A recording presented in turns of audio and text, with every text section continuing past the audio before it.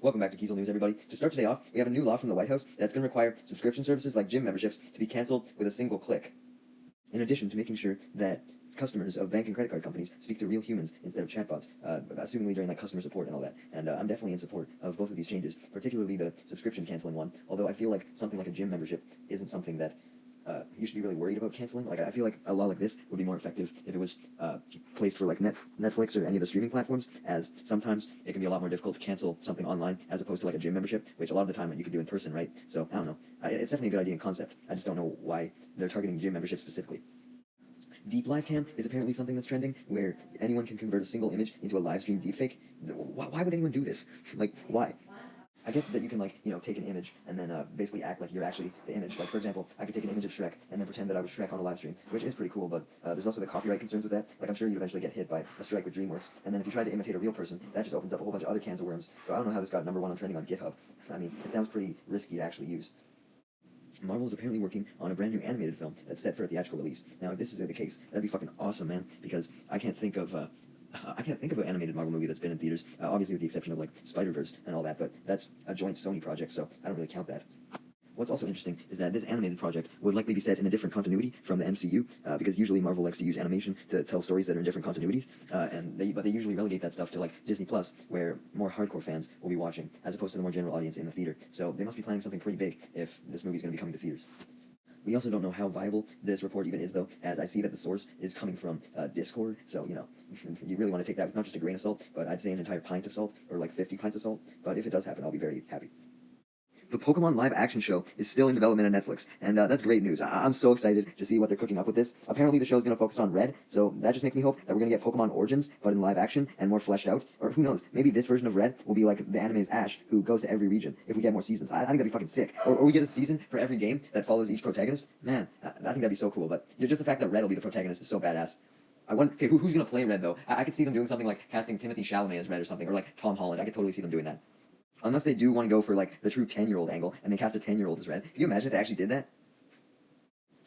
Alright, so, the Kraven trailer, the new one, just dropped as of yesterday, and I have to say, I don't think it looks very good. Like, yeah, Rhino's there, but that's really the only thing of note. I mean, other than that, it just looks like Morbius too. It has, like, the same vibe and everything, and to be fair, Morbius looked good in the trailers, but we all know how Morbius turned out. Despite the trailer not looking very good, though, I do have to hope that it'll turn out better than Morbius, because of all the delays, that has allowed for a whole bunch of reshoots to take place, and usually movies having a lot of reshoots results in them being better. I mean, not all the time. Doctor Strange 2 didn't turn out amazing, and it went through fucking a year's worth of reshoots.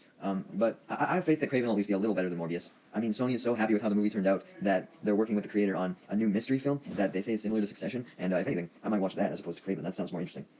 Next up, I just wanted to point out how crazy it was that a Real Madrid player has been offered a 5-year contract. This is only a 5-year contract, and it's worth $1 billion, man. This dude's getting $1 billion for 5 years. And no offense, but I don't even know who he is. It's obviously because I don't watch sports, but I feel like if you're giving someone a $1 billion contract, they should be well known even outside of the sports sphere. Court records state that there was a former worker who was accused of stealing more than 11,000 cases of chicken wings from their place of employment. Now, I thought this was 11,000 chicken wings, which is already insane, but 11,000 cases? What are you going to use all those for? They don't look obese, so they clearly weren't going to eat all 11,000 cases by themselves, so they must have a lot of goddamn friends. Now, I know Tom Cruise just did the stunt at the Olympics there, but I did not know that he was the first actor to have been legally allowed to touch the Hollywood sign. What? You're telling me that there's not a single actor in all of Hollywood history who has touched the Hollywood sign before? I mean, I guess it says legally, so someone could have copped a feel without anyone knowing, but come on, man. Why is there even, like, such safeguards around it? Like, yeah, obviously you don't want people, like, throwing shit at the sign, but not letting them even touch it? Like, if I was going to drive to Hollywood, I'd want to go up there and touch the sign, but I guess you can't do that. You know, I usually cover weird food combos on Kiesel News, and this is no exception, as we now have official confirmation of Oreo and Coca-Cola teaming up to make Oreo-flavored Coke Zero and a Coke-flavored Oreo. Now, okay, Coke-flavored Oreo, that's gonna be good as fuck, but Oreo-flavored Coke Zero? What the fuck, dude? Like, there's zero sugar in Coke Zero, isn't there? So how are you gonna make it taste like an Oreo if there's no sugar? What the fuck? Now, I could have sworn the era of content houses was done, right? I mean, after Team 10, the Cloud House, and the Hype House and all that shit, when's the last time you really heard about a content house? Well, apparently AMP, the group that Kai Cenat is a part of, have moved into a $17 million New York City 6-story townhouse. But apparently there's no air conditioning, there's plumbing issues, and the elevator doesn't work.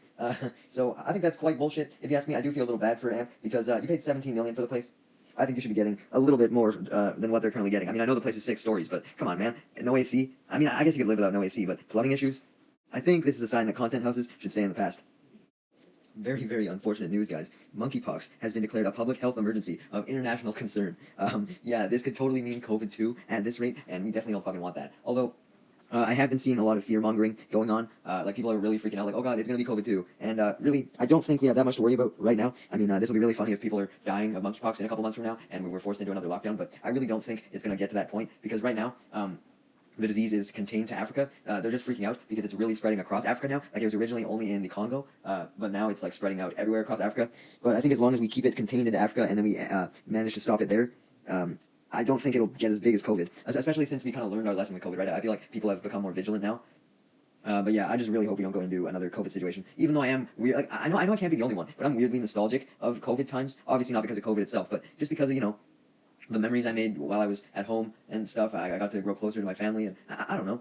Obviously, I'm not saying I want COVID-2, but if it could result in us going into lockdown for like only 2 weeks, maybe that wouldn't be so bad, just to get, you know, a little taste of it. But yeah, hopefully it doesn't become super bad.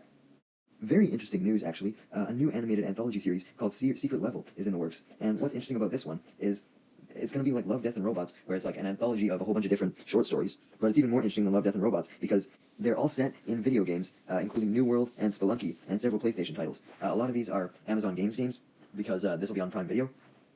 But I just think it's especially cool that we have a series like this, as in a way, this is kind of reviving Machinima, which has been dead for such a long time. Like, barely anyone makes Machinima anymore. Red vs. Blue was like the last one, really. And I don't know, I feel like this will just have a similar vibe, even though it's unclear if the series is just going to like use the character models from the games, or if it's actually going to be like filmed inside the games. But I believe it's going to be actually inside the games, which is very interesting. I really hope this takes off, though, so that it can be renewed for more seasons, so that even more games can be used, as I don't know any of these games. Like, I don't know what New World is, I don't know what Spelunky is, but I hope that we eventually do get more of this.